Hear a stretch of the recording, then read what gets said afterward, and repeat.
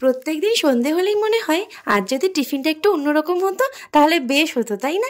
আর আমি যদি সেই সুস্বাদু খাবারটা বাড়িতেই বানিয়ে ফেলি তাহলে আমার বরমশাইয়ের বাইরে খাওয়ার প্রবণতাটা অনেকটা কমিয়ে ফেলতে পারবো।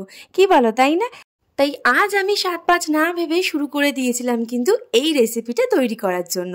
দেখো এখানে এই রেসিপিটা বানানোর জন্য প্রয়োজন একটু ক্যাপসিকাম, এর সাথে কিন্তু আমরা অন্য রকম ভেজিটেবলও অ্যাড করতে পারি। যেমন ধরো তুমি এর সাথে গাজর অ্যাড করতে পারো, একটু কড়াইশুঁটি অ্যাড করতে পারো। এগুলো অ্যাড করলে জিনিসটা একটু বাড়বে এবং টেস্টফুল তো হবেই। আর এর সাথে আমি একটু পেঁয়াজ অ্যাড করছি।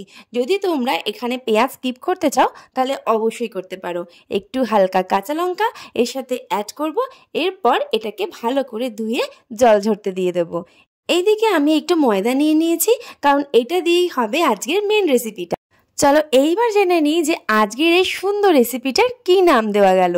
আমি একটু অন্যরকমভাবে সব কিছু চেষ্টা করি, তো সেই জন্যই আজকের এই এগরোলটাকেও আমি একটু অন্যরকমভাবে চেষ্টা করলাম।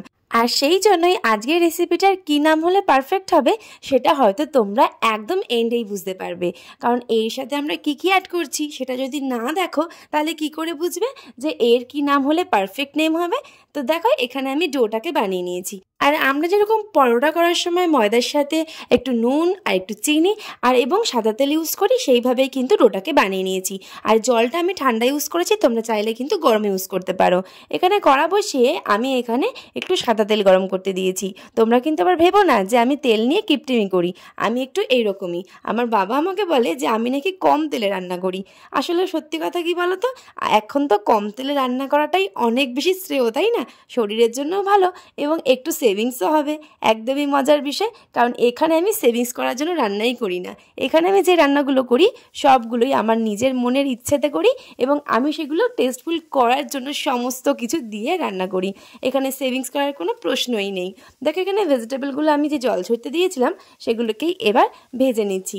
কড়াটাকে একটু গরম করে নিয়ে তার মধ্যে একটু শুকনো লঙ্কা দিয়ে দিয়েছিলাম। এবার যতক্ষণ এগুলো লাল লাল হয়ে না ভাজা হচ্ছে ততক্ষণ কিন্তু নাড়াচাড়া করেই যেতে হবে, কিন্তু এর সাথে আমাকে কিছু অ্যাড করতে হবে। চলো এইবার দেখে নিই যে এর সাথে আমরা কি কি অ্যাড করব। এর সাথে নুন তো অ্যাড করতেই হবে, নুন, হলুদ আর একটুখানি কিন্তু আমি দিয়ে দিচ্ছি এখানে জিরের গুঁড়ো। তো চলো দেখে নিই। তোমাদের হয়তো আমার রান্নার ধরন দেখে মনে হতে পারে যে আমি একদম অন্যরকমভাবে রেসিপিটা তৈরি করেছি। একদমই ঠিক ধরেছো, আমি যেখানে রান্না করছি সেটা আমার কিন্তু পার্লারের আমার একটা স্টোর রুম রয়েছে। সেইখানে আমার একটা ইন্ডাকশন রয়েছে এবং আমার যখন যা ইচ্ছা হয় আমি সেখানে সেটা বানিয়েই খাই। আর দেখো এখন যেহেতু অফ সিজন, আর সেই জন্য আমার একদমই সময় কাটে না। সন্ধেবেলা হলেই মনে হয় এটা বানাই ওটা বানাই, তাই মাঝে মাঝে আমি এটা ওটা বানিয়ে নিজেও খাই এবং একা তো খেতে পারি না, তাই আমি স্পেশাল কিছু বানালে ওকেও ডেকে নিই। এবার দেখো ডোটা একটু নরম হয়ে গিয়েছিল, আর আমার এখানে যেহেতু সরঞ্জামগুলো সব কিছু নেই সেই জন্য যে কোনো কিছু বানাতে গেলেও আমার খুব অসুবিধা হয়। যেমন এখানে দেখো আমার শেপটা কিন্তু আছে, আর কিছু করার নেই, কারণ যেটার মধ্যে আমি রেডি করছি সেটাও কিন্তু ছিল স্কোয়ার শেপ। গোল হলে তবেই তো গোল হবে, তাই না? আর এখানে দেখো কড়াটা হালকা গরম করে অল্প তেল দিয়ে এইবার আমি কিন্তু রুটিটাকে ভেজে নেব। এবার এইভাবে আমার 4টে হয়েছিল। মিনি বলছি এই কারণে, কারণ আমার যেহেতু কড়াটা ছোট তাই শেপগুলোকেও আমাকে একটু ছোটো ছোটোই করতে হয়েছিল। এবার এক এক করে কিন্তু আমি এগুলোকে ভেজে নেব।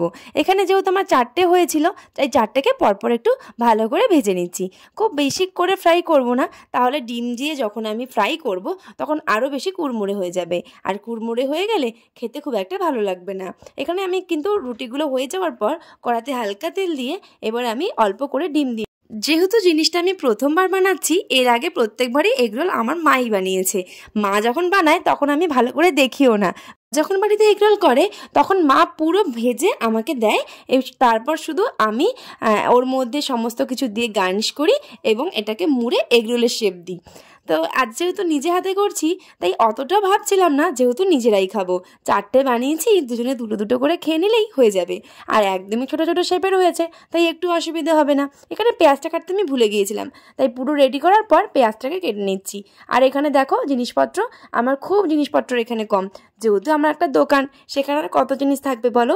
তবু আমার বরমশাই এটা ওটা আমাকে কিনে দেয়, বলে তোমার যখন খিদে পাবে তখন তুমি নিজের মতন বানিয়ে খাবে।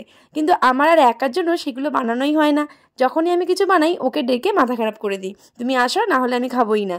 আর এগুলো যেমন দেখো বানিয়ে অনেকক্ষণ ধরে রেখে দিয়েছিলাম, ওর আর আসার নাম নেই। এই করতে করতে জিনিসগুলো ঠান্ডা হয়ে গেছিলো। দেখতে যেরকমই হোক জিনিসগুলো খেতে কিন্তু ভীষণই টেস্টি হয়েছিল। তোমরা হয়তো বুঝতে পারবে যে এর মধ্যে যা যা ইনগ্রিডিয়েন্টস দেওয়া হয়েছে, তারপর যে কোনো জিনিস মানে ভালো হতে বাধ্য। দেখো এবার যে ফ্রাই করে রেখেছিলাম ভেজিটেবলগুলো সেগুলো দিয়ে দিলাম, আর এর সাথে অ্যাড করলাম কেটে রাখা শসাগুলো, আর অল্প একটু কাঁচা লঙ্কা, যে যেমন ঝাল খায় সেই অনুযায়ী। তার আগে এখানে একটু মেয়োনিজ আর একটু সস দিয়ে ভালো করে মাখিয়ে নিয়েছিলাম, তাতে খেতে অনেক বেশি টেস্টি হবে। তারপরের ওপর দিয়ে একটু চাট মশলা আর একটু গোলমরিচগুলো ছড়িয়ে দিয়ে ভালো করে কিন্তু মুড়ে নিচ্ছি। তাহলেই দেখো হয়ে গেল রেডি আমাদের mini egg roll. Mini egg roll বা মিনি মেয়োনিজ রোল যে কোনো কিছু বলা যেতে পারে। এবার তোমরাই বলো তো এর পারফেক্ট নাম কী হওয়া উচিত?